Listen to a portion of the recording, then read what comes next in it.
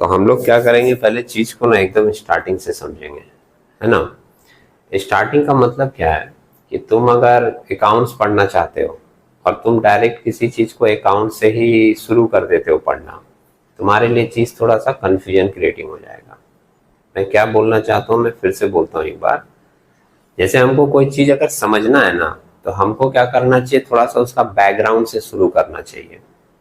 अगर डायरेक्ट उसी पॉइंट से तुम शुरू करोगे किसी भी चीज को, तो हो सकता है कि वो चीज तुम्हारे लिए थोड़ा डाउटफुल हो जाए। तो हम लोग कैसे शुरू करेंगे पता है, बैकग्राउंड से शुरू करेंगे।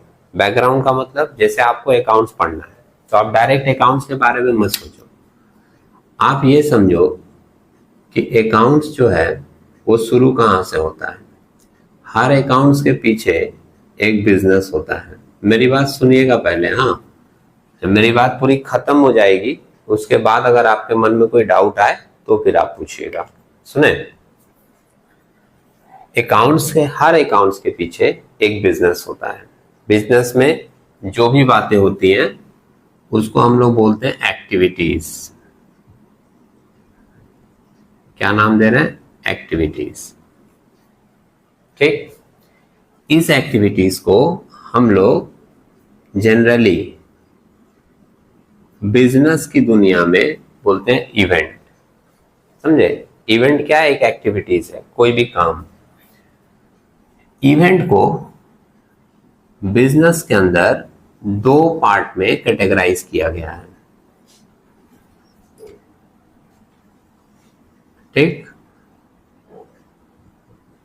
इवेंट को, किसी भी एक्टिविटीज को, बिजनेस के एक्टिविटीज को दो पार्ट में कैटेगराइज किया गया।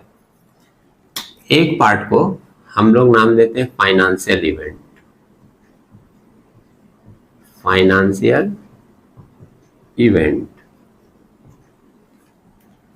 और दूसरे पार्ट को हम लोग नाम देंगे नॉन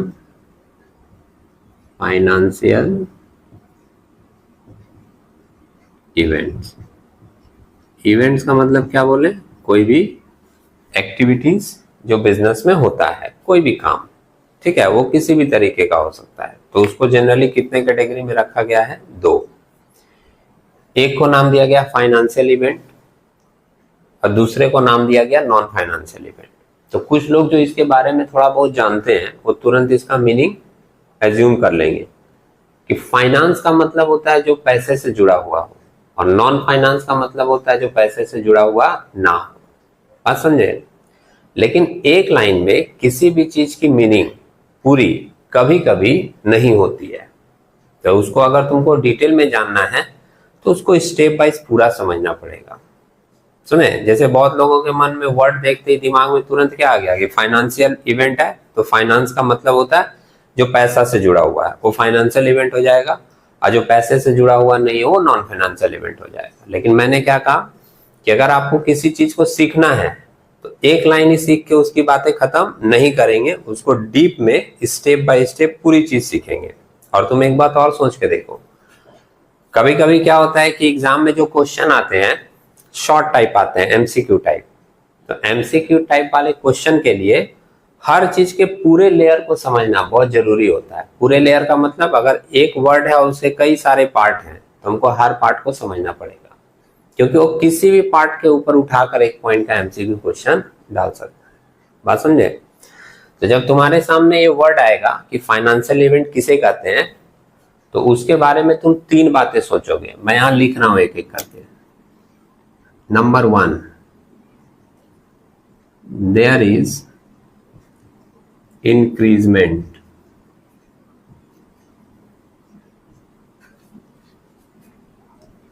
or decreasement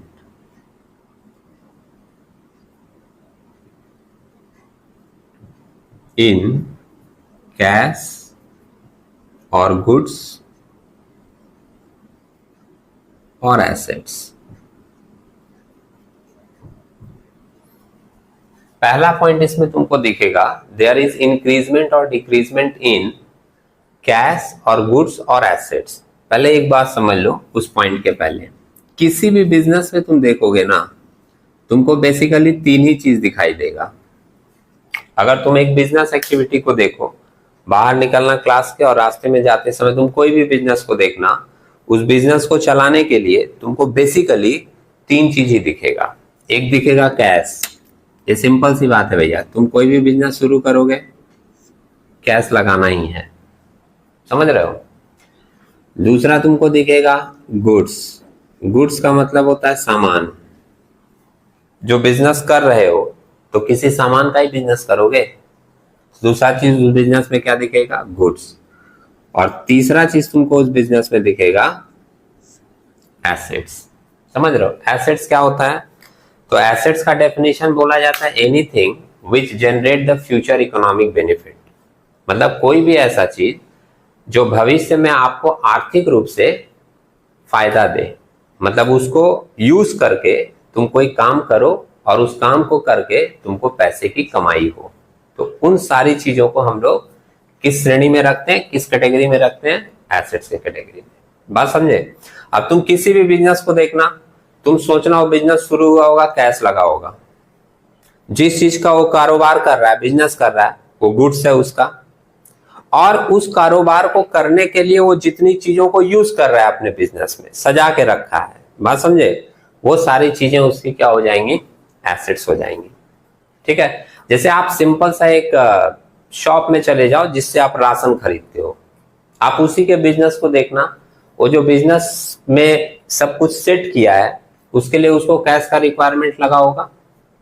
जो चीजों को वो बेच रहा है वो सारी की सारी चीजें उसके लिए गुड्स है, और उसके पास बहुत सारा ऐसा इक्विपमेंट लगा होगा जिसको यूज करता होगा अपना दुकान चलाने के लिए। जैसे वो तुमको सामान वजन करके दे रहा है तो एक वेटिंग मशीन रखा है। वो वेटिंग मशीन किस लिए रखा है? बेचने के लिए नहीं।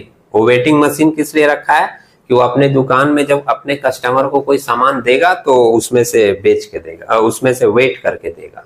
समझ रहे हो? तो वो वेटिंग मशीन जो है उसके लिए, जिसको यूज करके वो अपना बिजनेस चला रहा है, वहां से पैसे कमा रहा है, उस मशीन को हम लोग उस बिजनेस के लिए क्या बोलेंगे कि वो उसका एसेट है।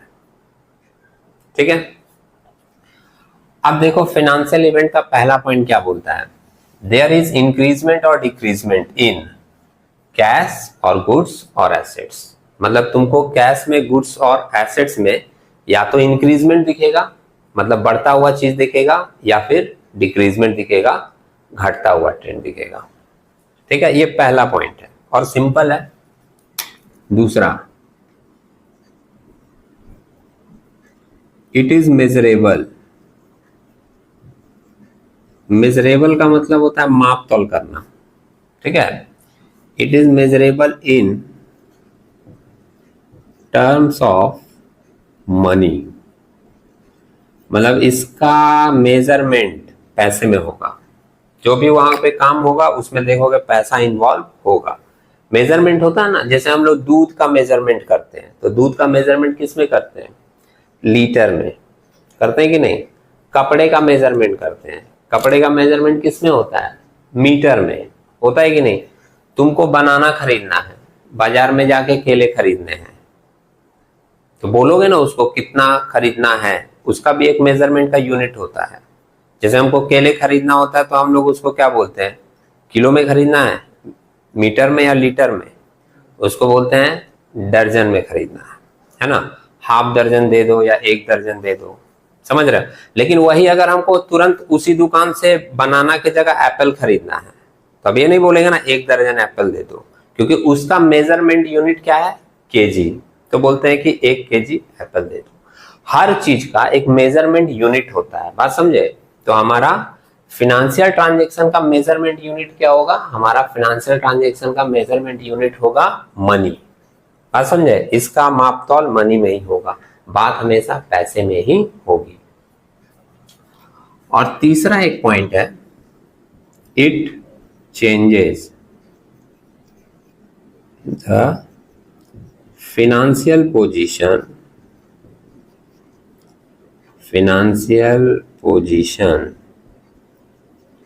of the business। ये किसी भी बिजनेस के फाइनेंशियल पोजीशन को क्या कर देता है? बदल देता है। बात समझे? और बिल्कुल बदलाव होगा ही। तुम सोच के देखो, अगर तुम्हारा कैश, गुड्स और एसेट्स या तुम्हारे पास बढ़ गया या तुम्हारे पास से घट गया, तो तुम्हारे बिजनेस में बदलाव नहीं होगा? बिल्कुल बदलाव होगा। समझ रहे हो?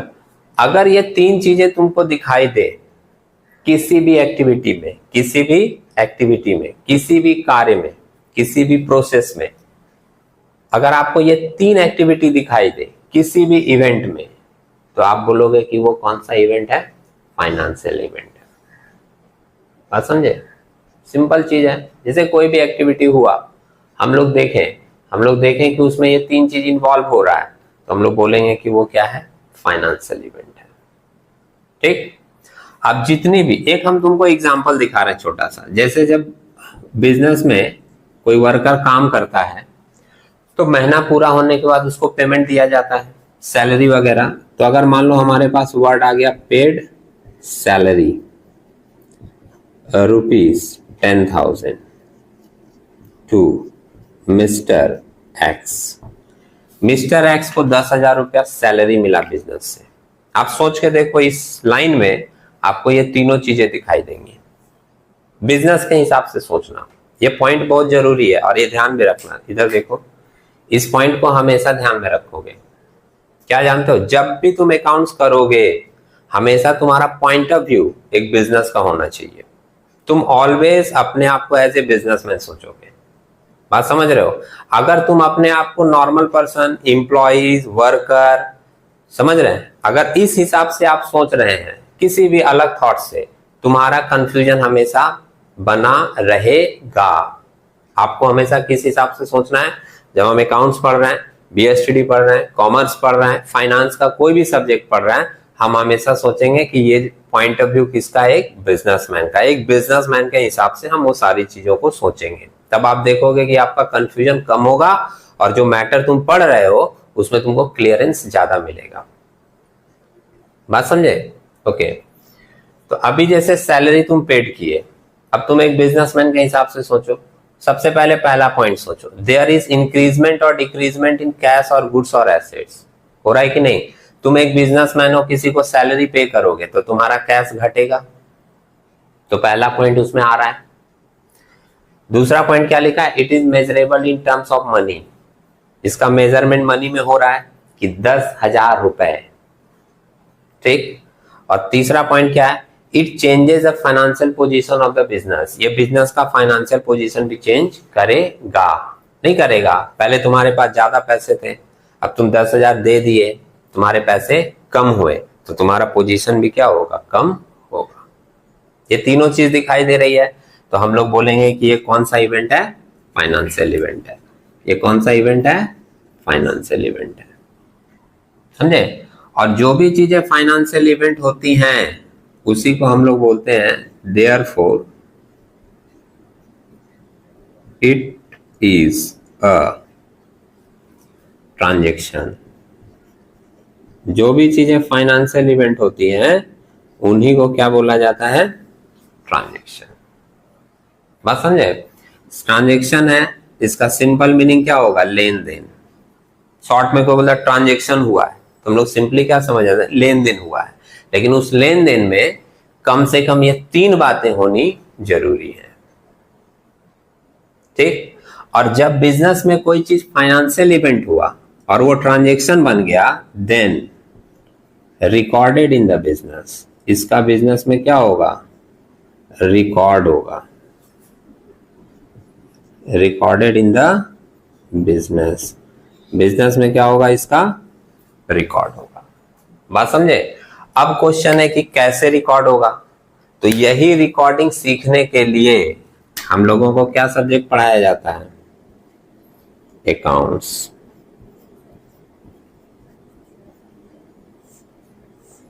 बात समझ रहे हैं? जैसे आपके मन में प्रश्न है अकाउंट्स क्या है, आप डेफिनेशन बुक में देखिए, मिल जाएगा आपको। समराइजिंग है, एनालिसिस है, इंटरप्रिटेशन ऑफ डेटा है। समझ रहे हैं? ये एक नॉर्मल डेफिनेशन है। उसको थोड़ा सिंप्लीफाइड वे में समझाएं, तो उसको सिंप्लीफाइड वे में अगर समझते हैं तो हम लोग कैसे समझते हैं कि बिजनेस में जितनी भी एक्टिविटी होती है या जितना भी इवेंट होता है वो दो कैटेगरी का होता है, एक फाइनेंशियल इवेंट और एक non financial event. Financial event के अंदर तीन बातें होनी जरूरी है। अगर ये तीन बातें किसी भी इवेंट में हमको दिखाई दिया तो हम लोग बोलते हैं वो फाइनेंशियल इवेंट है। अब जो चीजें फाइनेंशियल इवेंट होती है उसी को नाम दिया जाता है क्या, कि ये ट्रांजेक्शन है।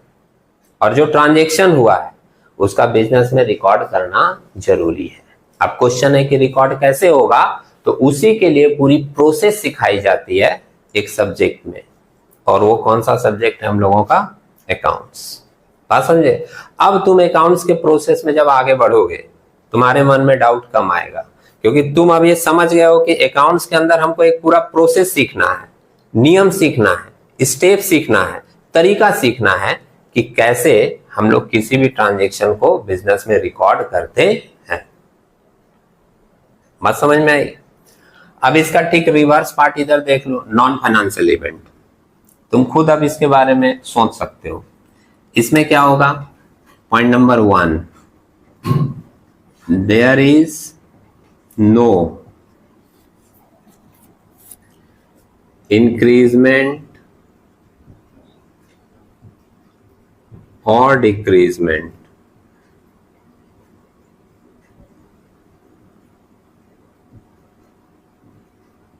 इन कैश और गुड्स और एसेट्स। मतलब ना आपका कैश गुड्स एसेट्स बढ़ेगा और ना ही आपका कैश गुड्स एसेट्स घटेगा। ठीक है। It does not measurable in terms of money. इसका माप तौल पैसे में नहीं होगा। तीसरा, it does not change the financial position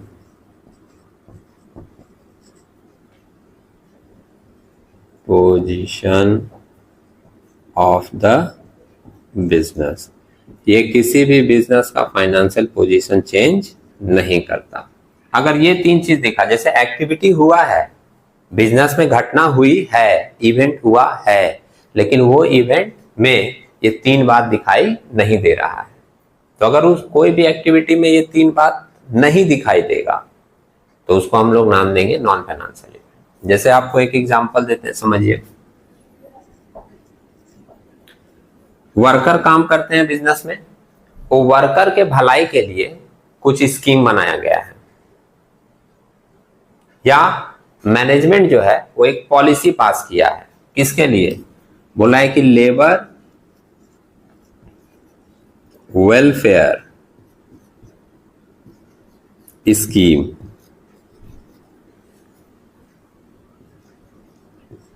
pass bye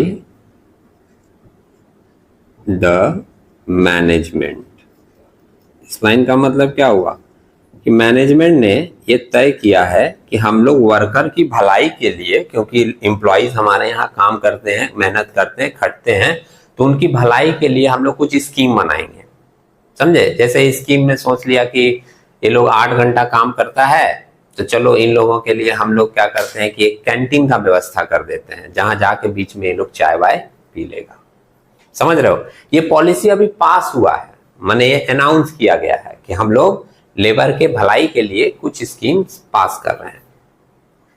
ठीक है। अब ये वाली जो थॉट है, इसमें तुम सोच के देखो, ये एक पॉलिसी है जो पास हुआ, अभी बताया गया आपको। समझ रहे हैं। इसमें तुमको ये तीन बातें तुरंत दिखाई नहीं देंगी ना। अभी ये डिक्लेयर जब हुआ तो ना ही कोई कैश गुड्स और एसेट्स का इंक्रीजमेंट या डिक्रीजमेंट हुआ, ना ही इसका हम लोग मनी में मेजरमेंट कर सकते हैं, और ना ही ये अभी बिजनेस का फाइनेंशियल पोजीशन चेंज कर रहा है। तो पॉलिसी बनाया जा रहा है, ये एक इवेंट है, लेकिन वो फाइनेंशियल इवेंट नहीं है। बात समझे। हाँ, जब ये पॉलिसी इंप्लीमेंट होगा, जब इसके ऊपर खर्चे होने लगेंगे, तब वो क्या हो जाएगा, फाइनेंशियल इवेंट हो जाएगा, क्योंकि तब ये तीन बातें उसमें अप्लाई होने लगेगी। या तुम एक दूसरा एग्जांपल इसका सोच लो। कोई एक एम्प्लॉई है, कोलकाता में काम कर रहा है, और उसकी कंपनी क्या किया, उसको कोलकाता से दिल्ली ट्रांसफर कर दिया। तो ये भी तो एक एक्टिविटी हुआ, ये भी तो एक इवेंट हुआ कि एक एम्प्लॉय कोलकाता से ट्रांसफर हो गया दिल्ली। बात समझ रहे हो? लेकिन इस इवेंट में तुमको ये 3 बातें दिखाई नहीं देंगी। और जब ये 3 बातें दिखाई नहीं देती हैं किसी भी इवेंट में, तो हम लोग बोलते हैं कि ये it is not a transaction, ये ट्रांजैक्शन नहीं है। और जब भी कोई चीज ट्रांजैक्शन नहीं होता है तो उसके लिए बोला गया है कि not recorded in the business, business में रिकॉर्ड नहीं होगा। बात समझे? और बिजनेस में रिकॉर्ड नहीं होगा तो ये वाला एरिया हम लोगों के लिए बहुत ज्यादा इंपॉर्टेंट नहीं है। मैंने उसके ऊपर आगे का चैप्टर खत्म, उसके बारे में अब आपको आगे सोचना नहीं है।